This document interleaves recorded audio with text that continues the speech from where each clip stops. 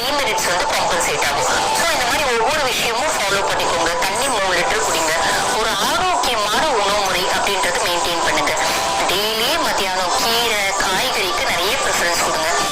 நிறைய பேர் இப்போ வந்து பாருங்க பழங்களுக்கு தான் ரொம்ப ப்ரிஃபரன்ஸ் கொடுக்குறாங்க. ஏன்னா பழம் சாப்பிடும்போது ஸ்கின் வந்து நல்ல க்ளோவாக இருக்கு, ஷைனியாக இருக்கு, எல்லாமே உண்மைதான்.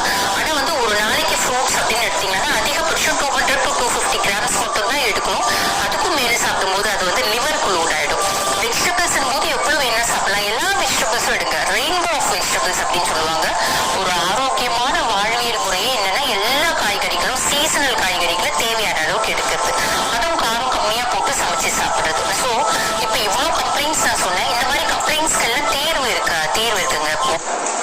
இதில் வந்து பறிக்கிறது, அதாவது சுத்தபத்தமாக எப்படி வச்சுக்கிறது அப்படின்னு தெரியலையாட்டம் இருக்கும். அப்போ நான் வந்து சொல்லுவேன், அம்மா இந்த மாதிரி பண்ணுங்க அப்படிம்பேன்.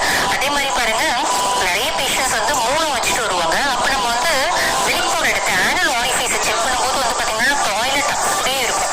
ஸோ நம்மளால செக் பண்ணவே முடியாது, ரொம்ப கஷ்டமாக இருக்கும். அப்போ தான் நான் யோசிச்சிருக்கேன், ஸோ இவங்களுக்குலாம் வந்து இந்த பராமரிப்பு முறைன்றது தெரியலையாட்டம் இருக்குது. இந்த மாதிரி நிறைய பேஷண்ட்ஸ், அதாவது ஒரு 100ல் ஒருத்தவங்க தான் பரவாயில்லைங்க, 100ல் இருக்கக்கூடிய 90 பேர் வந்து பார்த்தீங்கன்னா இந்த வெஜினல் ஏரியா ஆனல் ஏரியாலாம் வந்து ரொம்ப வந்து ஒரு ஹைஜீனாக வச்சிருக்க மாட்டாங்க. நான் ஆல்ரெடி சொன்ன மாதிரி டாய்லெட் இருக்கும். வெஜினல் ஆரிஃபைஸில் வந்து பார்த்தீங்கன்னா வெளில வந்து பயங்கரமாக அட்டாச் ஆகிட்டு இருக்கும். வெளில வந்து அப்படியே செக்ரேட் ஆகும். இன்னொன்று பயங்கர ஸ்மெல் வரும். இன்னும் ஒரு ஸ்மெல் வந்து பாருங்க, அந்த வெஜினல் ஏரியாவில் இருக்க ஹேர் இருக்குது பார்த்தீங்களா, அந்த ஹேர்லாம் ஒன்றத்தோட ஒன்று மீட் ஆகிருக்குங்க.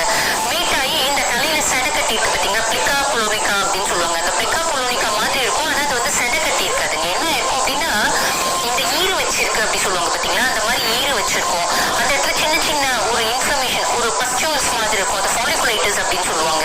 அந்த மாதிரி ஃபாலிகுலைட்டிஸ்லாம் இருக்கும். அதில் ஒரு சில பஸ்டியூல்ஸ் உடைஞ்சு அந்த சீடு வந்திருக்கும். பயங்கர ஸ்மெல் இருக்கும். எங்களால் செக் பண்ணவே முடியாது. பட் இருந்தாலும் வேறு ஆப்ஷன் இல்லை, நாங்கள் செக் பண்ணி தானே அவங்க வெளில இருக்குது அப்படின்னா